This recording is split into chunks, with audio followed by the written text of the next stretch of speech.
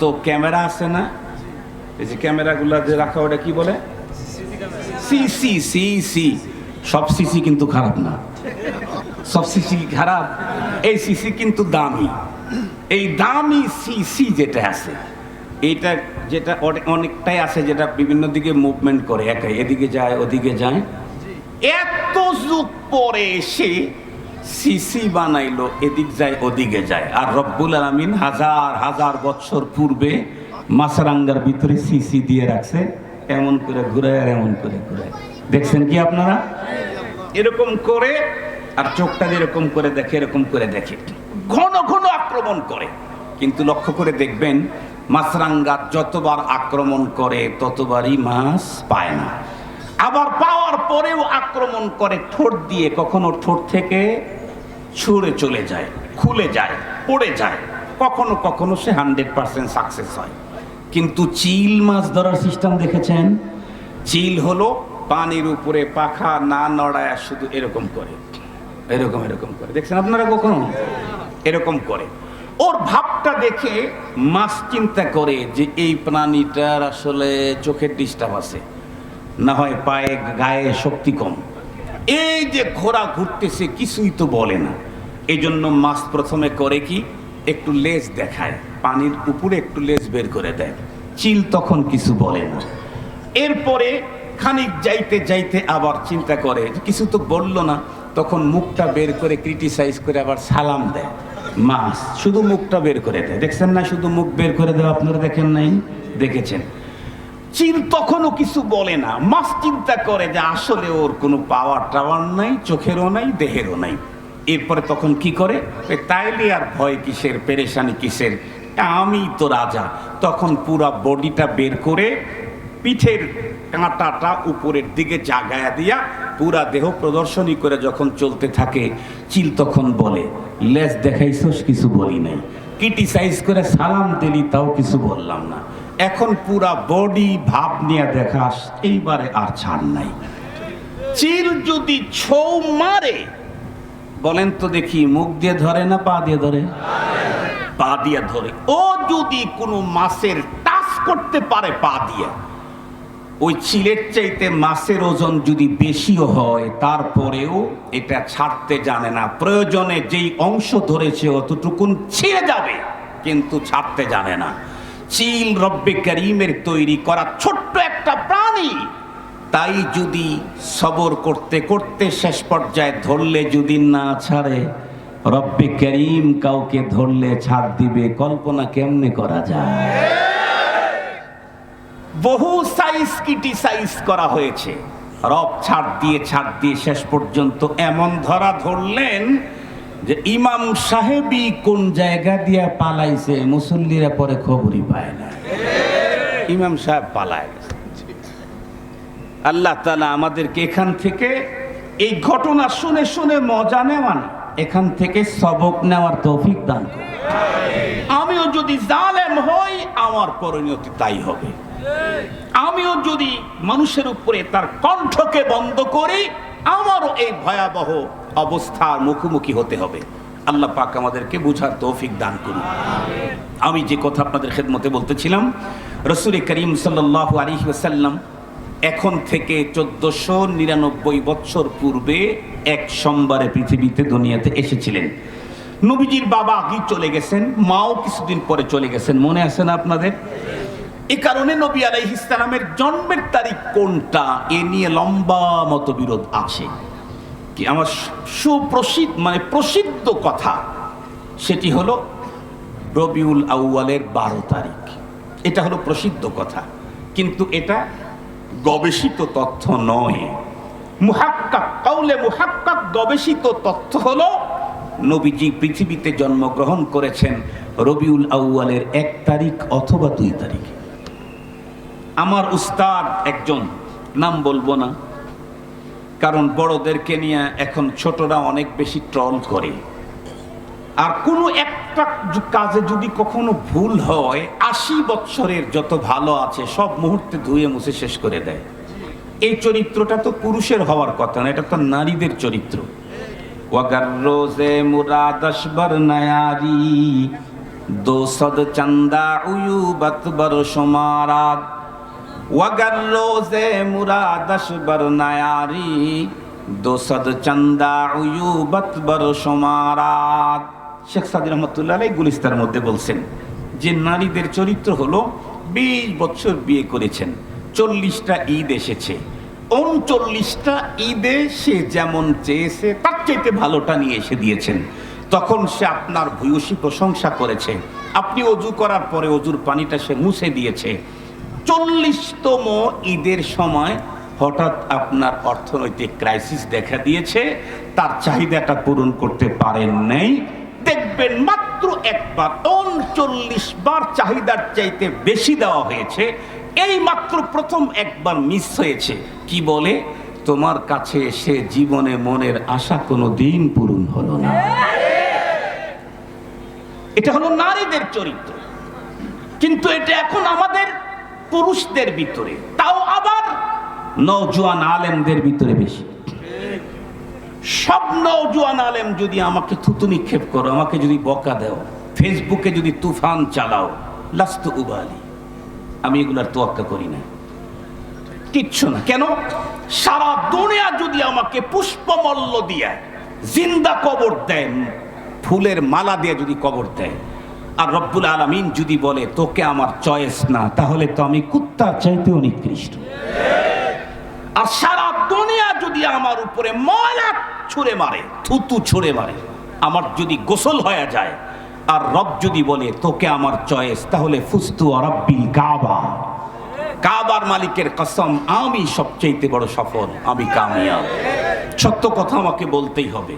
লা তালুমনি আও ফালুমনি ইন্নামা, লা তালুমনি আও ফালুমনি ইন্নামা কুলতু মা কুলতু আবি আমরুন জালাল। আমাকে তোমরা বকা দিও না ভাই, যদি কখনো কোনো শব্দ বেরিয়ে যায় তোমাদের রুচির বিরুদ্ধে, বকা দিও না। আর যদি বকা না দিলে মজা না পাও, তাহলে অনেক বকা দাও, কয়েক খতম বকা আমাকেই দাও। কয়েক খতম বুঝেন তো, দিতেই থাকো। তবে আমি যা বলেছি এটা আমার ভিতরে অবশ্যই কোনো অবস্থার প্রেক্ষিতেই বলেছি। আমাদের বর্তমান ধর্মীয় উপদেষ্টা ফামো খালেদ সাহেব স্পষ্ট ভাষায় কথাটা বলেছেন, আমার কাজের ভুল হতেই পারে, আমি মানুষ, ভুলের উঠে না, তবে সেই ভুলের সমালোচনা যেন ফেসবুকে না হয়, আমাকে চিঠি দেন, আমার কাছে এসে ধরায় দেন। এর চাইতে আর সুন্দর কি চান? এর চাইতে সুন্দর কথা আর কি চান? মনে রাখবেন, ছোটবেলায় কি কখনো ফেটটিং খেলছেন নাকি? ছোটবেলায় ফেটটিং খেলছেন, গুটি খেলছেন, গুটি, আর এই যে কাঁচের যে গোল গোল গোল গোল, এক জীবনে খেলছেন? আর দেখবেন খেলে তো হলো 5-7 জন, আর দর্শক থাকে 20-22 জন, থাকে না? থাকে না? তো গুটি খেলার সিস্টেম হলো দুইটা, একটা হলো যেটা বলবে ওইটাকেই মারতে হবে, এক সিস্টেম, আর একটা হলো যেটা বলবে ওইটা বাদ দিয়ে যে কোনো একটাকে মারলেই হবে। ঠিক বললাম না? ঠিক বললাম? তার মানে আমরা ছোটবেলায় খেলাধুলা করছি। তো যেটা যে খেলে, ও যখন গুটি ছেড়ে দেয় লাগে নাই, ডান আর বাম থেকে লাগাইতে পারলি না, কথা বলেন না? বলে না? কথা বলেন, কি বলে? এটাই লাগাইতে পারলে ইস ইস ইস মারতেছে, ও ইস ইস ইস ইস করতেছে, তার মানে ওকে দিলে একেবারে তুফান করে ফেলতো। অথচ বাস্তব অবস্থা কি, এই ছেলেটাও 2-3 বার পরে একবার পেয়েছে, ওকে দিলে সব পুঁজি ফুরানোর পরে আবার পুঁজি অ্যাড করলেও একবারও লাগাইতে পারবে না। ওর অবস্থা হলো এই, ফাঁকের থেকে ওটা মনে হয় আমি হইলে উল্টায় দিতাম, ওখানে কাছে দিলে উনি যা পারছেন আপনি তাও পারবেন না। আমার জীবনের অভিজ্ঞতা থেকে বলতেছি, এগুলা পড়ে বলতেছি না, জীবনের তিক্ত সঞ্চিত অভিজ্ঞতা থেকে বলছি। দূরের থেকে মানুষের কথার উপরে একটা কথা ছুড়লেই এটার উপরে অনেক মন্তব্য করা যায়, কিন্তু সব মন্তব্য সহি হয় না। সব মন্তব্য যে সহি হয় না এটা আমি বলি না, আমার রব বলেছেন, ইত্তাকু কাসীরাম মিনাদ-দান, আমার আল্লাহ বলেছেন ইত্তাকু কাসীরাম মিনাদ-দান, ধারণা থেকে তুমি তোমাকে সেফ রাখো। কেন? ইন্না বা'দাদ-দান্নি ইসমুন। উনি কোন পরিস্থিতিতে কোন অবস্থার কারণে বলেছেন উনি ভালো বুঝেন। আপনি যেটা মনে করেছেন সেইটাতে কথাটা সহি না, কিন্তু উনি যেই অবস্থার প্রেক্ষিতে বলেছেন সেটা আইনে হক। এজন্য আল্লাহর ওয়াস্তে আমার ছোট ভাইরা বড়দের ব্যাপারে লেখালেখি করবা না, বিশেষ করে উলামায়ে কেরাম বড় যারা আছে তাদের ব্যাপারে কখনোই ফেসবুকে একটা শব্দ লিখবা না ভাই। কেন? আজকে তুমি ছোট, একদিন তুমিও বড় হবে। তুমি যদি তোমার বড়কে ছাড় না দাও, তোমার ছোটরা তোমাকে জীবনেও ছাড় দেবে না, জীবনেও না। মুসলমান ভাইরা রে আমার, খুব ভালো করে বুঝবেন, এরপরে এতগুলি কথার বলার পরেও আমি আমার ওই ওস্তাদের নামটা এখন উল্লেখ করব না, কারণ ফিহি নাজরুন ডাল মে কুছ কালা হে, নামটা উল্লেখ করলাম না। তবে উনি তার কিতাবের ভিতরে, বইয়ের ভিতরে লিখেছেন বিশ্বনবীজির জন্ম রবিউল আউয়াল মাসের 1 অথবা 2 তারিখ, কেউ কেউ বলেছেন 8 তারিখ। এই কথাগুলি গবেষিত। হুজুর বলেন 12 তারিখ কেমনে হলো এটা আমার কোনোভাবেই বুঝে আসে না, কারণ 12 তারিখের কথাটা প্রকাশ পেয়েছে, ফোকাস পেয়েছে বটে, কিন্তু কোনো ইতিহাসের নির্ভরযোগ্য কিতাবে পাওয়া যায় না। এ কথা বলে হুজুর বললেন হয়তোবা 1 তারপরে দাড়ি দিয়া অথবা কোমা দিয়া 2 লিখেছিল, কোনো এক সময় মাঝখানকার ওইটা যখন উঠে নাই তখন 12 হয়ে গেছে। কথা কি বুঝাতে পারছি? 1 অথবা 2, এই অথবার জায়গাতে ছোট্ট যে একটা ফোঁটা ছিল, কোনো কারণে ওইটা যখন উঠে গেছে, 1-এর পরে 2 হওয়ার কারণে কি হয়ে গেছে? 12 হয়ে গেছে। তারপরেও ধরে নিলাম বিশ্ব নবীজি 12 তারিখে পৃথিবীতে আসছেন, এটাই মেনে নিলাম, ধরে নিলাম। কিন্তু আমি জিজ্ঞেস করতে চাই, বিশ্ব নবীজি পৃথিবীতে দুনিয়াতে এসেছেন এই তারিখে, এই কারণে ওই তারিখে আমাকে কি করতে হবে, এই ব্যাপারে কি আমি আমার পক্ষ থেকে করব, নাকি এই ব্যাপারেও আমি রাসূলুল্লাহর অনুকরণ করব? কথা বলেন না কেন? আল্লাহ পাক রব্বুল আলামিন কোরআনে হাকিমের ভিতরে স্পষ্ট বলে দিলেন, মা আতাকুমুর রাসূলু ফাখুযুহু ওয়া মা নাহাকুম আনহু ফান্তাহু ওয়াত্তাকুল্লাহ। আমার হাবিব তোমাদের জন্য করণীয় যা এনেছেন সেগুলিকে ধরো, যা থেকে তোমাদেরকে বারণ করেছেন সেগুলি থেকে তোমরা বিরত থাকো, আর আল্লাহকে ভয় করো। নিঃসন্দেহে আল্লাহ পাক রব্বুল আলামিন সিরিয়াস শাস্তিদাতা। খুব ভালো করে বুঝবেন কথাগুলি। তাহলে বিশ্বনবীজি এই পৃথিবীতে যেই তারিখে জন্ম নিলেন, সেই তারিখটাকে আমরা কিভাবে পালন করব, সেই দিনটাকে কিভাবে কাটাবো, এই ব্যাপারটাই সর্বপ্রথম আমাদের দেখতে হবে। কাকে? খোদ আমাদের পয়গম্বরকে। কেন? আমার পয়গম্বরকে আল্লাহ পাক রব্বুল আলামিন তামাম পৃথিবীর সমস্ত মানুষের জন্য উসওয়া কুদওয়া মডেল ঘোষণা করেছেন। আল্লাহ পাক বলেন, লাকাদ কানা লাকুম ফি রাসূলিল্লাহি উসওয়াতুন হাসানাতুন লিমান কানা ইয়ারজুল্লাহা ওয়াল ইয়াউমাল আখিরা ওয়া যাকারাল্লাহা কাসীরা। তোমাদের জন্য রয়েছে উত্তম আদর্শ। এই পৃথিবীর প্রতিটি মুমিনের আদর্শ আইডল, প্রতিটি মুমিনের নমুনা জীবন চলার প্রত্যেকটি ক্ষেত্রে সে তো মুহাম্মাদুর রাসূলুল্লাহ সাল্লাল্লাহু আলাইহি ওয়াসাল্লাম। নবী আলাইহিস সালামের পুরা নবুয়ত প্রাপ্তির পরবর্তী জীবনের যা আছে ম্যাক্সিমাম গুলি আমাদের জন্য অবশ্য করণীয়। নবীজি যেগুলি আমাদেরকে করতে বলেছেন সেগুলি করতে হবে, যেগুলি ছাড়তে বলেছেন সেগুলি ছাড়তে হবে। এটা আল্লাহর অর্ডার। মুসলমান ভাইরা আমার ভালো করে বুঝবেন, সেই ক্ষেত্রে যদি আল্লাহর পয়গম্বরের জীবনের দিকে তাকাই, তাহলে আমার পয়গম্বর পৃথিবীতে বেঁচে ছিলেন 63 বছর। টোটাল পয়গম্বরের লাইফ 63 বছরের জীবনটা পয়গম্বরের প্রথমত 2 ভাগে বিভক্ত। ক্বাবলান নবুওয়াত 40 বছর, বাদান নবুওয়াত 23 বছর। নবুয়তের পূর্ববর্তী 40 বছরের টোটাল টাইমে বিশ্ব নবীজি কখনোই তার জন্ম উপলক্ষে এই মাসে অথবা কোনো দিনে তার জন্ম উপলক্ষে বন্ধুরা আমার ওই জাতীয় এখন বর্তমান পৃথিবীতে যা হয় এই জাতীয় কাজগুলার একটাও পয়গম্বর করেন নাই। নবুয়ত প্রাপ্তির পরবর্তী সময়ে নবীজি 2 জায়গায় কাটিয়েছেন। 13 বছর মক্কাতুল মুকাররমায়, 10 বছর মদিনাতুল মুনাওয়ারায়।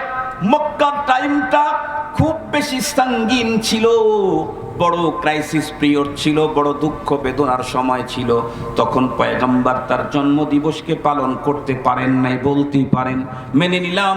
কিন্তু বিশ্বনবীজি যখন মদিনাতুল মুনাওয়ারার যখন আমির নিযুক্ত হলেন, যখন চতুর্দিক থেকে মুসলমান ইসলামের ভিতরে দলে দলে ঢোকা শুরু করলো, ইদা জাআ নাসরুল্লাহি ওয়াল ফাত ওয়া রাআইতান নাসা ইয়াদখুলুনা ফি দীনিল্লাহি আফওয়াজা। বিশ্বনবীজির জীবদ্দশায় গোত্র গোত্র জাম্মে গফির বড় বড় দল উপদল একসঙ্গে ইসলামের ভিতরে ঢোকা শুরু করলো, যেমনটি এখন বাংলাদেশে দেখা যাচ্ছে। এই তো মাত্র 1 মাস আগেও অনেকেই হেফাজতের নাম শুনলেই ভয় করত, এখন হেফাজতের কমিটি বড় পদ পাওয়ার জন্য লবিং শুরু করে দিয়েছে। ঠিক বললাম না ভাই? ঠিক বললাম? তার মানে ওইটা ছিল দুর্দিন, এখন সুদিন। সুদিনে তো আমি একটু আগাই। এই তো 1.5 মাস আগেও বাংলাদেশে ছিল দুর্দিন। বিএনপির মতো বড় পার্টি, হেফাজতের মতো বড় পার্টি, জামাত ইসলামীর মতো বড় পার্টি, ইসলামী আন্দোলনের মতো বড় পার্টি, এরাও রাজপথে তাদের বৈধ দাবি নিয়ে দাঁড়ানোর সুযোগ সাহস পায় নাই।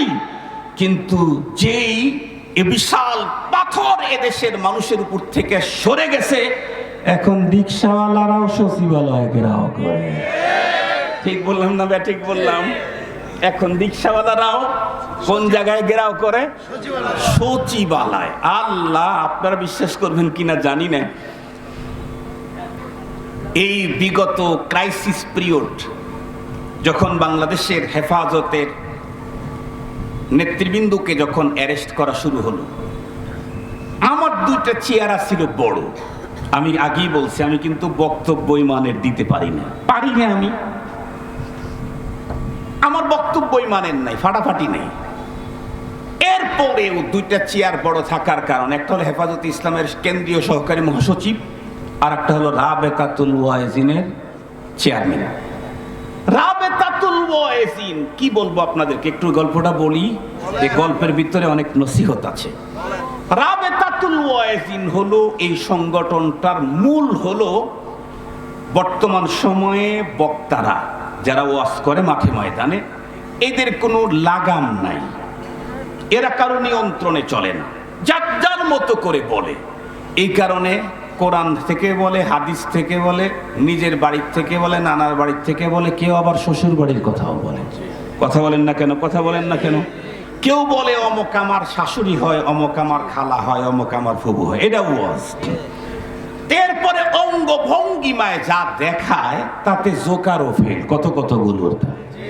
অথচ কিয়ামত পর্যন্ত কোনো নবী দুনিয়াতে আসবে না। আর আমার দেশের মানুষ ইসলাম, কোরআনে আল্লাহ পাক স্পষ্ট অর্ডার দিয়েছেন, ইয়া আইয়ুহাল্লাযীনা আমানু ইত্তাকুল্লাহা হাক্কা তুকাতিহি ওয়া লা তামুতুন্না ইল্লা ওয়া আনতুম মুসলিমুন। মৃত্যুর আগে তোমাকে কমপ্লিট মুসলমান হয়ে মরতে হবে। এই ইসলাম জানার সবচাইতে সুন্দর নিরাপদ পদ্ধতি হলো দিনী মাদ্রাসায় ভর্তি হয়ে দিন শিখা। বলেন, এখনো কি বাংলাদেশের 10% মুসলমান ছেলেরা কি মাদ্রাসায় পড়ে? জনসংখ্যার 10% কি হুজুর ছাত্র মাদ্রাসার? না, এখনো 10% না। তাহলে আরো 90% মানুষ, এরা ইসলাম শিখবে কোথায়? এই জন্য হযরত উলামায়ে কেরাম চলতে ফিরতে মাদ্রাসা করেছিলেন। যেমন আমাদের দেশের গভর্নমেন্ট স্বাভাবিক পদ্ধতিতে BA-MA পাশ করার যেমন সুযোগ ছিল, উন্মুক্ত পদ্ধতিতে BA-MA পাশ করার সুযোগ করে দিয়েছিল, ঠিক তদ্রুপ একটা ছেলে 24 ঘন্টায় মাদ্রাসায় ভর্তি হয়ে দিন শিখবে, ইসলাম শিখবে, ঈমান শিখবে। 90% মানুষ ওই এরিয়ায় যায় না, সে কি নিয়ে কবরে যাবে?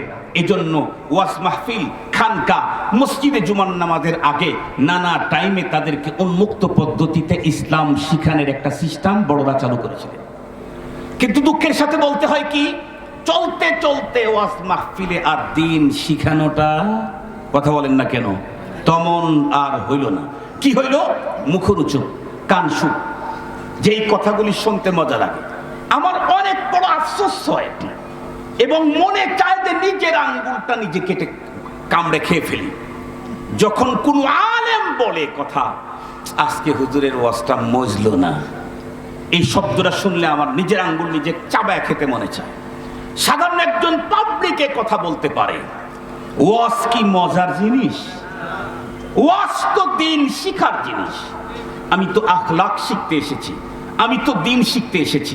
কই সারা দুনিয়ার একটা ছাত্র তো কোনোদিন বলল না যে আজকে হুজুরের অঙ্ক কষাটা মজলো না, এ কথা তো কেউ বললো না। আজকে হুজুরের জ্যামিতির ক্লাসটা মজলো না, এ কথা তো কেউ বললো না। কেউ তো বললো না আজকে হুজুরের ইতিহাসের ক্লাসটা মজলো না, এ কথা কেউ বললো না। কেন? মজা খেতে যায় নাই, গেছে ওখান থেকে জ্ঞান অর্জন করার জন্য। যা শিখেছে তাই তার পুঁজিতে অ্যাড হয়েছে, পুঁজি বেড়েছে। ঠিক তদ্রূপ প্রত্যেকটি মানুষ ওয়াজ মাহফিলে মজা নেওয়ার জন্য আসার কথা ছিল না, আসার কথা ছিল এখান থেকে ইসলাম আর দ্বীন শিখার জন্য। হুজুর যেটাই বলেছে সেটাই আমার পুঁজিতে অ্যাড হয়েছে, যেটাই বলেছে সেটা আমার পুঁজি বেড়েছে। এই কথাগুলি আমরা শুনতে পাই এখন। মুহতারাম হাজিরিন, তো আমরা তখন চিন্তা করলাম এইভাবে যদি চলতে থাকে, অলরেডি এদেশের সুধীজন সাধুজন আপার শিক্ষিত লোকদের অন্তরে বক্তাদের প্রতি একটা অনীহার সৃষ্টি হয়েই গিয়েছিল। আমরা তখন চিন্তা করলাম এটা যদি চলতে থাকে তাহলে আগামী প্রজন্ম দুনিয়াটা ঘোরাচ্ছন্ন অন্ধকার হবে। কেন? আর তো নবী আসবেন না। কিয়ামত পর্যন্ত মানুষ দিন শিখলে দাওয়াতের মাধ্যমেই শিখবে।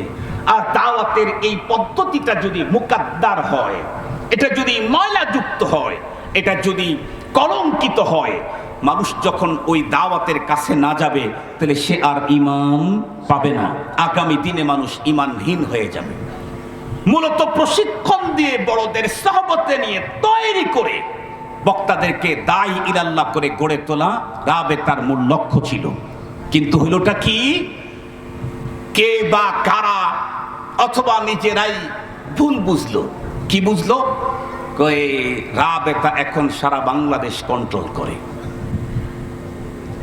এমন কি শুনলে অবাক হবেন, আমাদের কিছু ভাইরা তো ভিতরে ঢুকে গেল।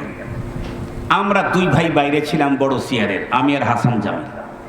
আমাদের কপালে যার দুঃখ শুরু হইল, আজকে এখানে পালাই, পরের দিন আর এক জায়গায়, দিনের মধ্যে 2-3 জায়গায় পালাম না। যেখানে যাই খালি বলে হুজুর 10 গাড়ি আসতেছে। ভিতরে থাকলে তাও একটা অবস্থা ছিল যে ধরে ফেলছি, এখন যা হয় হবে। বাইরে প্রত্যেকটা মুহূর্তে নতুন নতুন ভয়ঙ্কর। একদিন আমি ইফতার করতে বসবো, রমজান মাস, ইফতার করতে বসছি। এই মুহূর্তে আমাকে ফোন দিয়ে বললো হুজুর আপনি যেখানে আছেন সরে যান, বাসার যত ফোন আছে ফোনগুলো সরায় দেন, আপনি দ্রুত সরেন, নাইলে কিন্তু আপনার পরিবারের উপরই ঝামেলা হবে। আমি তো ঘর বাড়ি ছেড়ে দিয়ে চলে আসছি, আমার গাড়ি এক জায়গায়, আমার ফোন আর এক জায়গায়। আমি বাচ্চা কাচ্চা নিয়ে এমন জায়গায় থাকি, যেই বিল্ডিং এ থাকি ওই বিল্ডিং এর পাশের ইউনিটালাও জানে না যে এই বাসাতে কোনো পুরুষ মানুষ থাকে কিনা। 7 মাস জুমার নামাজ পড়তেও বের হতে পারিনি। জুমার যখন আজান হতো কলজা ছিঁড়ে রক্ত চোখ দিয়ে বের হয়ে যেত জুমার আজান শুনলে। এরপরে যেই হোক আল্লাহ তাআলা আমাদেরকে ধীরে ধীরে ধীরে ধীরে একটু অবস্থা স্বাভাবিক করলেন। ওমরার সফর হলো, তখন ওই অবস্থা থেকে বের হয়ে প্রথম ওমরার সফর। আমার সিরাজগঞ্জের এক বিশিষ্ট শিল্পপতি, উনি বললেন ভাই আমার সাথে চলেন। ঠিক আছে চলেন। তো বলতেছে ভাই আমি কিন্তু নর্মাল জায়গায় থাকতে পারি, আমি কিন্তু 5 স্টারে থাকি। আমার আবার আগের থেকে প্ল্যান ছিল যে আমি আল্লাহর ঘরে যাব হলো গুনাহ মাপ নেওয়ার জন্য। তার মানে আমি অপরাধী। অপরাধীর জন্য কি 5 স্টার? কথা বলেন না কেন? অপরাধীর জন্য প্ল্যাটফর্ম। কথা বলেন, অপরাধীর জন্য প্ল্যাটফর্ম, মেহমানের জন্য 5 স্টার। আমি তো অপরাধী, মাপ নেওয়ার জন্য গেছি, আমার জন্য 5 স্টার মানায় না। এই জন্য আমি বললাম ভাই আমি যাব না। কেন? আমি তো মেহমান হিসেবে যাচ্ছি না, আল্লাহ আমার মেহমান হিসাবে ডাক দিয়েছেন, কিন্তু আমি যাচ্ছি অপরাধী হিসাবে। উনি বললেন ভাই আমি পারি না, তাহলে আমার ওমরাই হবে না। চিন্তা করলাম তাহলে কমপক্ষে 5 স্টারই থাকি, তাও ওনার ওমরাটা হোক। থাকলাম। উনি আমাকে আগে ইনফরমেশন করলেন, জানেন কি আপনার সাথে কারা কারা যাচ্ছেন? বললাম না তো। বলতেছে প্রাইম মিনিস্টারের অমক একজন যাচ্ছে, তারপরে সরকার দলীয় অমক যাচ্ছে, তারপরে সব হুজুরদের মামলা যেই থানাতে অবশ্যই আছে সেটা হলো পল্টন, এই থানার ওসি সাহেব আছে। আল্লাহর কি কাম, ওই ওসি সাহেবের বাড়ি আবার আমার বাড়ির পরের গ্রামে। উনি নাকি জানেন, আমি জানি না। আমি নামটা বলবো না, উনি এখনো কর্মরত আছেন, এই জন্য নামটা বলতেছি না। সব আমার সব ভাইদেরকে যেখানে নিয়েছে প্রথমে যে মামলায়, সেখানে ওসি হলেন উনি। আমি চিন্তা করলাম আমার এলাকার মানুষ ওসি ছিল, আমার ভাইয়ের এত কষ্ট পেল, আমি আগে জানলাম না। পরে যাই হোক, ফ্লাইটের ভিতরে দেখা, কথা শুরু হয়ে গেল, এক পর্যায়ে অনেক কথা। উনি বললেন হুজুর আমি কিন্তু ওসির পদ থেকে অব্যাহতি নিয়ে এসেছি। উনি বলেন আমি যখন ডিজাইন পত্র দিয়েছি, পুলিশ কমিশনারকে যখন বলেছি ছাড় আমি এই চেয়ারে থাকবো না, আমাকে একটা নিরিবিলি একটা চেয়ার দিয়ে রাখেন, চাকরি আমি ছাড়বো না, তবে এই চেয়ারে থাকবো না। কমিশনার তখন বলতেছিলেন এ অমক তোমার কি মাথা খারাপ হয়েছে? কেন স্যার? আরে পল্টন থানার ওসি হওয়ার জন্য কোটি কোটি টাকা নিয়ে আসে ওসি হওয়ার জন্য, আর তুমি সেই চেয়ার স্বেচ্ছায় ছেড়ে দিচ্ছ, তোমার মাথায় সমস্যা?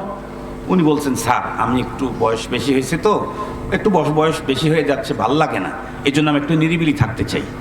উনি বললেন মূলত আমি ওই চেয়ারটা ছেড়েছি হলো আলেমদের উপরে নির্যাতনের দৃশ্য আমি সইতেই পারিনি। গতকালকে রাত্রি তো আমাদের নেতাজি মামুনুল হক উত্তরবঙ্গ থেকে বগুড়া জামিল মাদ্রাসায় 12:30টার দিকে খানা খেলাম রাত্রে। এদিকে আমার গাড়ির আবার সেলফ ফেসে গেছে। নেতারে বললাম যে এখন তো আমাকে বাসায় নামায় দিয়ে যেতে হবে। ঠিক আছে চলেন। তো নেতার সাথে যখন আসলাম রাস্তার ভিতরে গল্প হলো, এত লম্বা টাইম সে বের হওয়ার পরে আর আমার একসঙ্গে হয় নাই, একবার হয়েছে কিন্তু অন্য বিষয় নিয়ে আলোচনা। আমি যখন বলতেছিলাম তখন ওইখানে যে কয়েকজন জেলে ছিল সবাই বলতেছে আপনার এলাকার মানুষটা এত ভালো, উনি আমাদেরকে জিজ্ঞেস করতেন আজকে কি খাবেন আপনারা। সর্বশেষ যেদিন ওখান থেকে আমাদেরকে সরায় সেদিন উনি আমাদেরকে জিজ্ঞেস করছেন হুজুর কালকে আপনারা আমার এখান থেকে চলে যাবেন, জানি না কার কাছে পড়বেন, সে কতটুকু আপনাদের সম্মানের দিকে লক্ষ্য রাখবে জানি না, কখন কে কি খাওয়ায় তাও জানি না, হুজুর আজকে বলেন আপনারা কি খেতে চান আমি তাই ব্যবস্থা করব। মঞ্জুর ইসলাম আফেন্দি সাহেব একটু বেশি মস্কারি করে, রসিক মানুষ, তো বলছে যে ওসি সাহেব আমাদের অনেক দিন হয় বাসার থেকে আসছি, ইলিশ মাছটা মজা করে খেতে পারতেছি না, আপনার এখান থেকে যাওয়ার পরে যে ইলিশই দেয় নাকি বাম্বুই দেয় আল্লাহ ভালো জানে, এই জন্য আজকে দুটো একটু খাওয়াইতেন। উনি খুব চেষ্টা করছে কিন্তু ইলিশ পায় নাই। উনি বলতেছেন যে আমি এই কষ্টটা দেখতে না পেরে আমি কাজের থেকে অব্যাহতি নিয়ে আসছি।